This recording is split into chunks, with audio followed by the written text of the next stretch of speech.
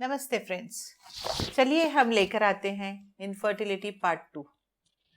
इस वीडियो में हम आपको बताना चाहेंगे कि आपके क्या क्या इन्वेस्टिगेशन किए जाते हैं और क्या क्या ट्रीटमेंट मोडालिटीज़ हैं जिससे आपको बच्चा ज़रूर हो सकेगा।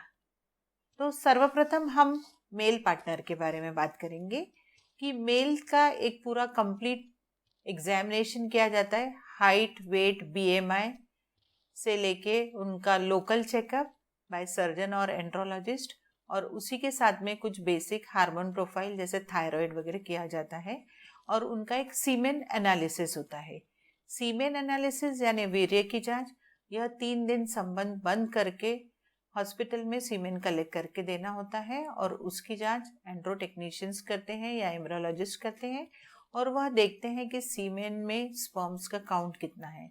जैसा मैंने पिछले वीडियो में भी बताया कि काउंट दिन ब दिन कम होते जा रहे हैं। पहले जो नॉर्मल का रेंज था वह WHO को कम करना पड़ रहा है।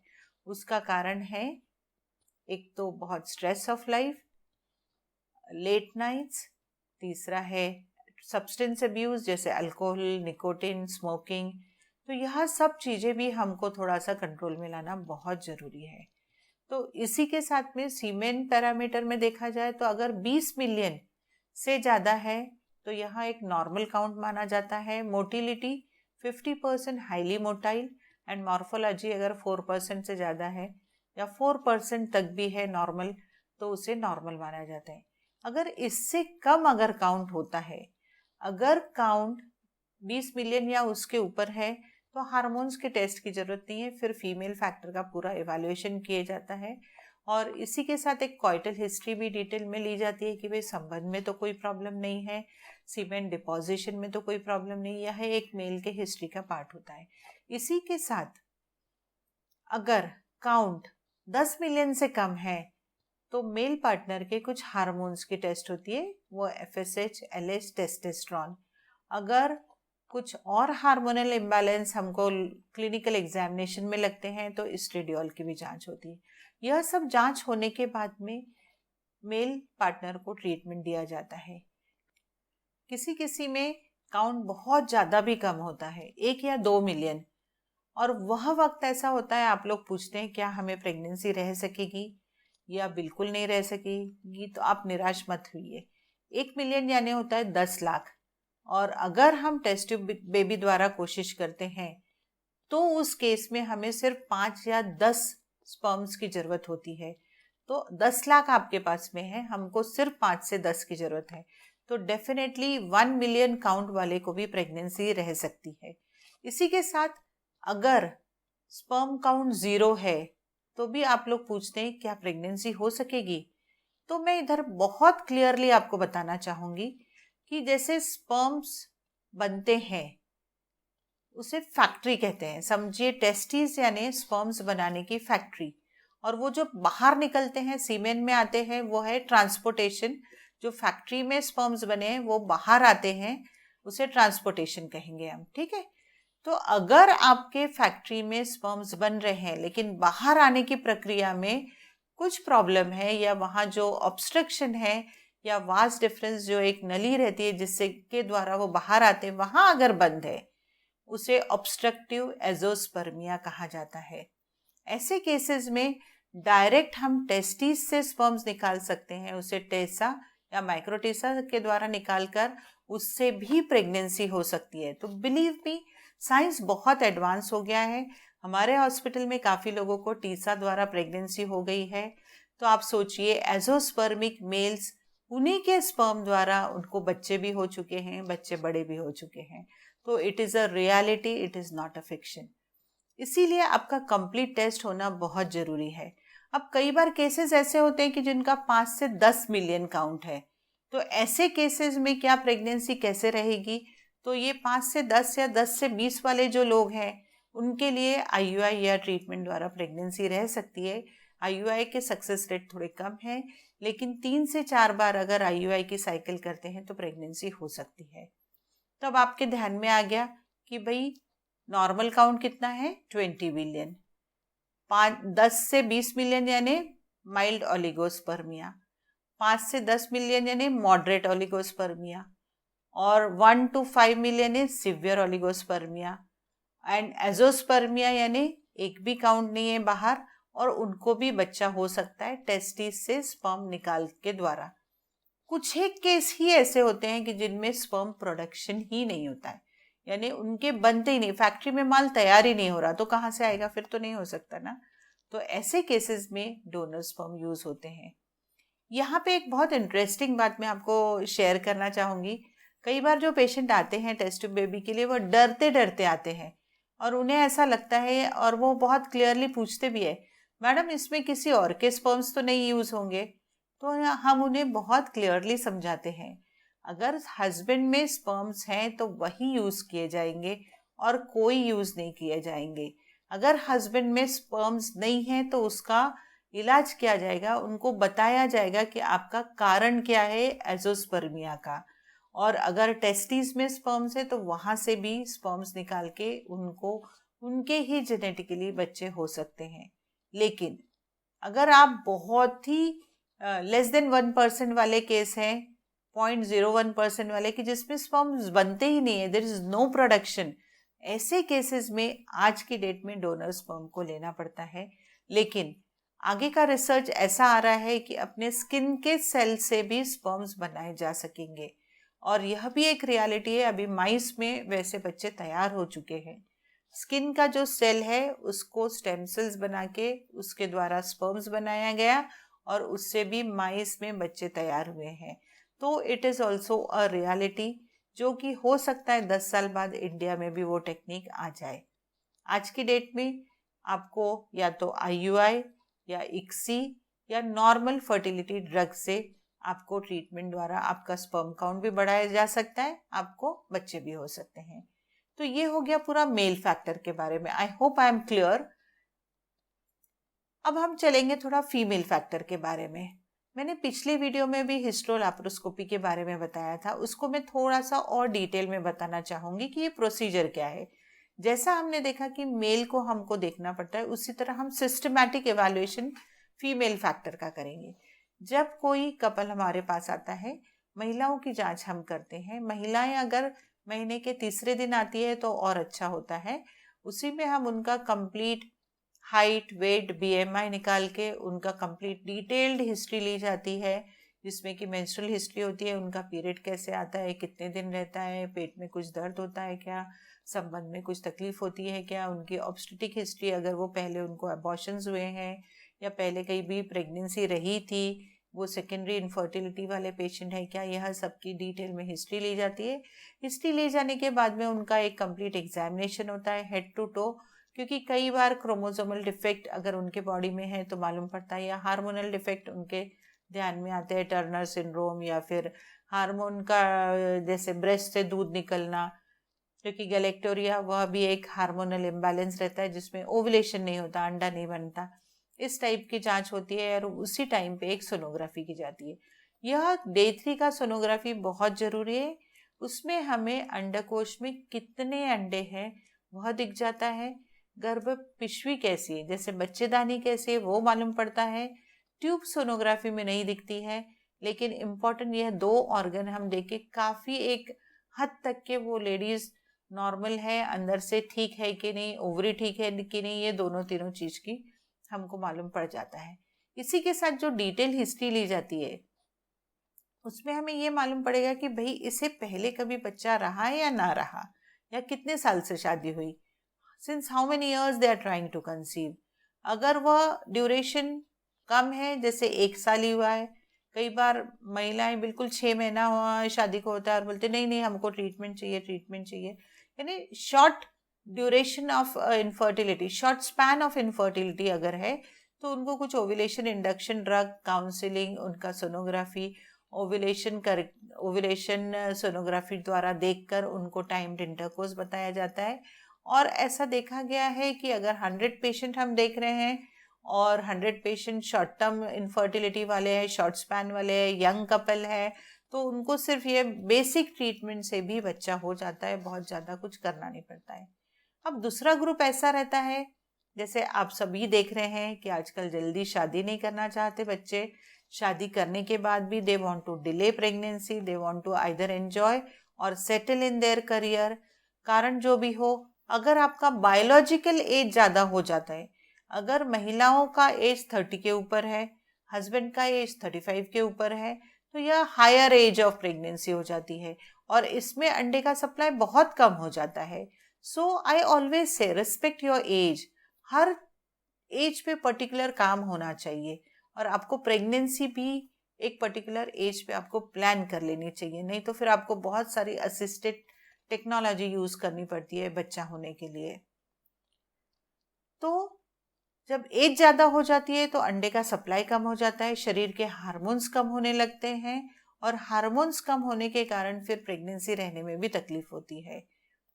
उसी के साथ अगर आपने देखा होगा कि आजकल का जो थोड़ा सा लाइफस्टाइल बदल गया है, जंक फूड, सिडेंट्री हैबिट या बहुत long working hours on computer so that sitting is a lot along with junk food, ये दोनों चीज़ें ओबेसिटी बहुत बढ़ा रही है, फैट कंटेंट बहुत बढ़ रहा है, बीएमआई बहुत ज़्यादा बढ़ रहा है और यही कारण है कि कई बार बच्चा नहीं होता है क्योंकि ओवुलेशन बराबर नहीं होता है।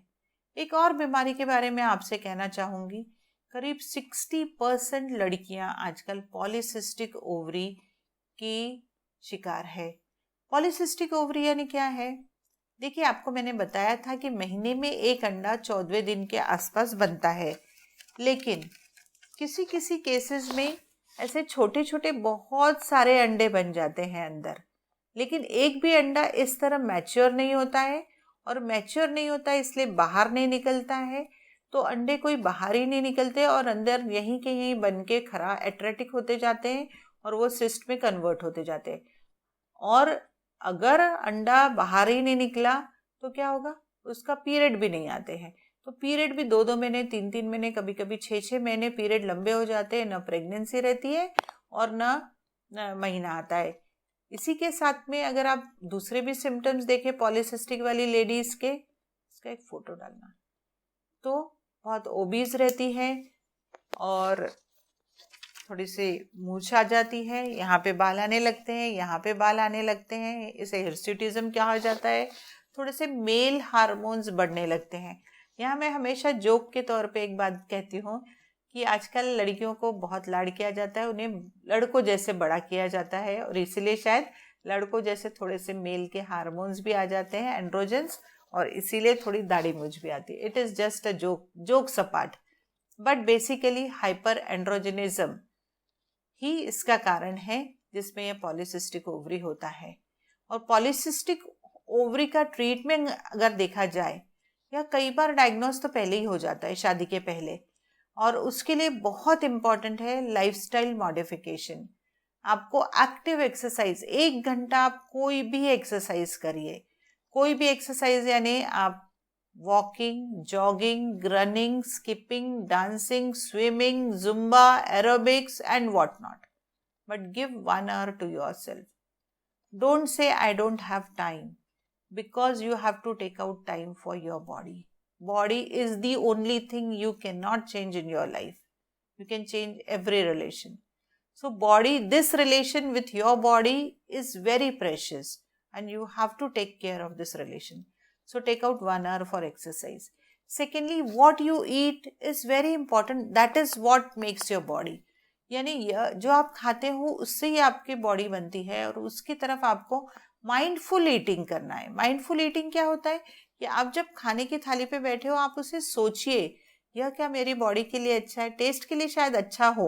और ऐसा नहीं है कि आपको 365 डेज ही हेल्दी फूड खाना है, चीट डेज भी कर सकते हैं आप, संडे का आप cheat day low, 4 days a month is okay, but you are making every day a cheat day and you are cheating your body and you are increasing your obesity. That is not right. तो specially polycystic ovary के लिए मैं जरूर कहना चाहूँगी कि आपके 3 बड़े दुश्मन हैं, excess sugar, excess salt and third is maida. So 3 whites are your enemy and that makes you all the more anovulatory and polycystic and obese. तो इसीलिए यह 3 चीज का सेवन आपको कम से कम करना है। फास्ट फूड कम से कम रखना है, high protein diet is very much needed. तो lifestyle modification, proper sleep, proper diet habits can take charge of your polycystic ovary to some extent, and then few ovulation drug can treat you for infertility also. तो यह polycystic ovary एक बहुत interesting बीमारी है। I always like to treat those people because they give wonderful results. अब hysterolaparoscopy के बारे में अभी तक के हमने देखा कि उसका कंप्लीट एग्जामिनेशन हो गया, सोनोग्राफी हो गई, सोनोग्राफी में हम लोगों को ओवरी और यूट्रस दिख गया। अब उसके बाद में हमने रेगुलर ट्रीटमेंट दिया। अगर प्रेगनेंसी रह जाती है, 2 से 3 महीने के ट्रीटमेंट में अगर प्रेगनेंसी रह जाती है तो वेल एंड गुड, अगर नहीं रहती है तो क्या। इनफर्टिलिटी ट्रीटमेंट में एक बात मैं यहाँ बहुत क्लियर करना चाहूँगी कि आपको बहुत पेशेंस रखना पड़ता है, और जो पेशेंस से काम करता है, सिस्टमैटिक स्टेप वाइज ट्रीटमेंट लेता है, तो जरूरी है कि आपको बच्चा मिलना ही है, मिलेगा ही, कोई ना कोई स्टेप पे मिलेगा। जरूरी नहीं है कि फर्स्ट स्टेप पे ही मिले, but definitely you will have baby, but you have to be patient with yourself, with your treatment, with your doctor, and continue with only one doctor till you get a baby, because she will understand you the best. तो उसी के साथ में अगर 3 से 4 महीने में आपको नहीं रह रहा है, तो नेक्स्ट स्टेप अब आएगी कि आपका इन्वेस्टिगेशन किया जाए हिस्टोलैप्रोस्कोपी द्वारा।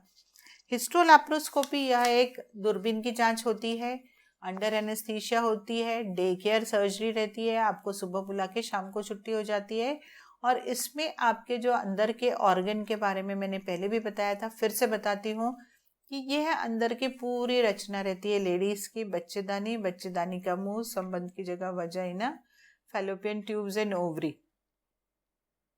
और बच्चा कैसा रहता है कि महीने में एक अंडा जब तैयार होता है, 14वें दिन ये बाहर निकल के यहाँ आएगा, और वह 2-3 दिन में अगर संबंध होता है तो स्पर्म्स चल के ये ट्यूब में आएंगे। एक अंडे में एक बच्चा जाएगा, यहाँ पे बच्चा बनाएगा, एक अंडे के अंदर एक स्पर्म्स जाएगा, सॉरी, और बच्चा तैयार होगा, और वो बच्चा आके ये फैलोपियन ट्यूब से यूट्रस में आएगा, 9 महीने बढ़ेगा और डिलीवरी होगी। ठीक है, तो यह पूरा जो एपरेटर्स है या पूरा रिप्रोडक्टिव सिस्टम का एक सिंगल जांच है हिस्टोलैप्रोस्कोपी। हिस्टोस्कोपी यानी एक दूरबीन जो हम नीचे से डालेंगे, उसमें बच्चेदानी के अंदर जो जो प्रॉब्लम है उसको देखकर हम ट्रीट करते हैं, जैसे कि polyp, fibroid, septum, adhesion, bicornuate uterus, unicornuate uterus, यह सब का ट्रीटमेंट दिया जाता है हिस्टोस्कोपी द्वारा। उसी सिटिंग में एक लैप्रोस्कोप दूरबीन ऊपर डाली जाती है, उसमें ये फैलोपियन ट्यूब खोल दी जाती है। ओवरी में अगर कोई प्रॉब्लम है वह ठीक कर दिया जाता है, ट्यूब ओवेरियन रिलेशनशिप मेंटेन की जाती है, टीबी या कोई और इन्फेक्शन, एडिशन, जो भी प्रॉब्लम है वो देखा जाता है, उसे ट्रीट किया जाता है। पॉलीसिस्टिक ओवरी में अगर बहुत ज़्यादा ही एलएच का कंटेंट है या ओवरीज बहुत बल्की है, तो इसमें ड्रिल भी कर सकते हैं, जिससे कि अंडा बराबर बन के बाहर निकले, उसे पीसीओ ड्रिल कहा जाता है। तो यह दूरबीन की जांच में आपका पूरा न सिर्फ जांच होगी, आपका ट्रीटमेंट भी होगा, और इसके बाद का ट्रीटमेंट आता है वह है आईयूआई। आईयूआई यानी इंट्रा यूट्राइन इंसेमिनेशन। इसमें आपको महीने के दूसरे दिन से कुछ दवाइयाँ शुरू की जाएगी, आपको 6वें-7वें दिन सोनोग्राफी के लिए बुलाया जाएगा, फिर कुछ इंजेक्शन दिए जाएंगे, और अंडा जब अच्छे से बढ़ जाता है 18 to 20 mm, तो उसे निकलने के लिए कुछ इंजेक्शन दिया जाता है, और हस्बैंड के स्पर्म्स वॉश करके, लेबोरेटरी में वॉश करके डायरेक्ट यहाँ से अंदर यूट्रस में डाले जाते हैं, यहाँ से अंदर यूट्रस में डिपॉजिट की जाते हैं। तो इसे कहते हैं इंट्रा यूट्राइन इंसेमिनेशन। उसमें ये होता है कि high quality, highly motile, morphologically normal sperms जब हम यूट्रस में रखते हैं तो वह जल्दी से ट्यूब में जाके यहाँ के यहाँ मिल जाते हैं। नहीं तो यहाँ पे जो स्पर्म डिपॉजिट होते हैं संबंध के द्वारा, उन्हें बहुत मुश्किल से यहाँ पे पहुँचना पड़ता है। अगर मोटिलिटी कम है, काउंट कम है, तो वो यहाँ पहुँच ही नहीं सकते, और यहीं के यहीं वो खराब हो जाते हैं या बाहर आ जाते हैं। तो इसीलिए ये आईयूआई का जो ट्रीटमेंट किया जाता है उससे भी प्रेगनेंसी रह सकती है। और आईयूआई में जनरली प्रेगनेंसी का रेट ऑल ओवर वर्ल्ड का है 25%, 20 to 25%। अगर हम 100 बार करेंगे तो 20 से 25 लोगों को बच्चा रह सकता है। It is not 100%। और आईयूआई अगर हम लोगों ने 3 बार आईयूआई कर लिया और प्रेगनेंसी नहीं रही, तो आगे क्या, यह एक बड़ा क्वेश्चन रहता है। अगर 3 से 4 बार में प्रेगनेंसी नहीं रहती है तो हमें फिर आगे टेस्ट ट्यूब बेबी के बारे में सोचना पड़ता है। और उसके बारे में आपको थोड़ा सा मैं बताना चाहूँगी कि बहुत सारे बेबीज टेस्ट ट्यूब बेबी द्वारा हो चुके हैं। वह एकदम फिजिकली मेंटली स्मार्ट इंटेलिजेंट बच्चे हो चुके हैं। तो फ्रेंड्स, अब अगले वीडियो में हम आपसे मिलेंगे, आईवीएफ के बारे में डिटेल में आपसे बात करेंगे, from IVF to surrogacy, Indian laws about ART treatment. Thank you so much for watching, listening and subscribing this channel. Thank you.